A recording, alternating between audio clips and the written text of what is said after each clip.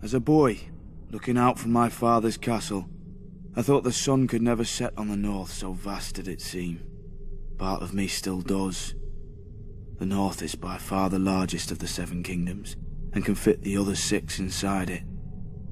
Not that the others care. Cold and damp. That's how the southerners see the north. But without the cold, a man can't appreciate the fire in his hearth. Without the rain, a man can't appreciate the roof over his head.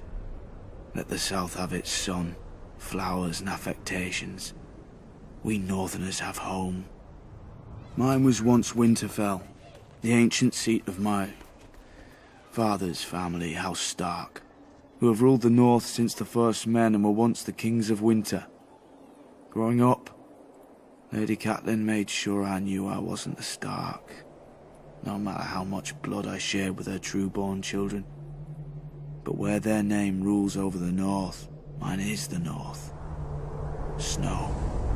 Our land stretches from the wall down to the neck, a narrow land that divides us from the rest of Westeros.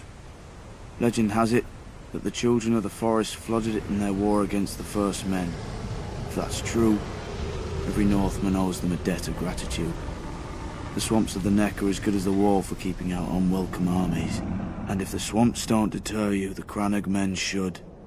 Small, shy people who rarely leave those swamps, and who follow House Reed, the gatekeepers of the north, and among the most important and loyal bannermen of House Stark. Also a bit strange. I heard their oath of fealty once as a child. It's like no other lords, ancient and dark. They swear by earth and water, by bronze and iron, and by ice and fire. Where House Reed holds the gate to the north, House Manderley holds the port, White Harbour, the closest thing to a southern city we have, governed by the closest thing to a southern family we have. Generations ago, the Manderleys were driven from the Reach, but the Starks gave them their land in return for fealty.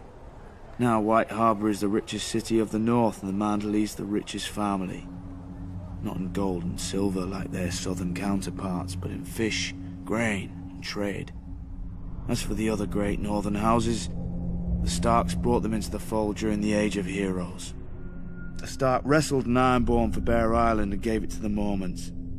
A Stark granted a keep and land to a younger son, Carlon, in return for putting down a rebellion. His family then grew up into the Karstarks. Starks fought the wildlings and their kings beyond the wall beside the Umbers of Last Hearth, thus earning their fealty. Boltons.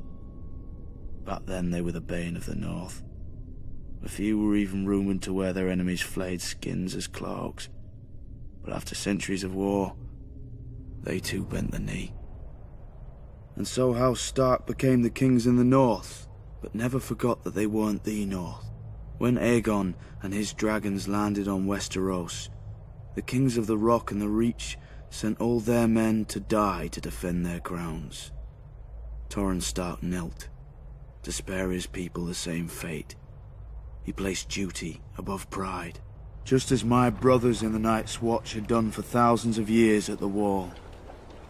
Many think of it as the end of the world, but it's not. I've seen how the land stretches much farther than any man knows, into the land of always winter where the White Walkers came from during the long night.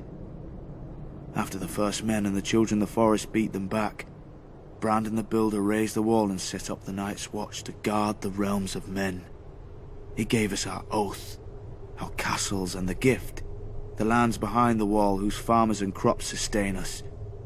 Southerners may now mock my black brothers as thieves, rapers and worse, and not without cause.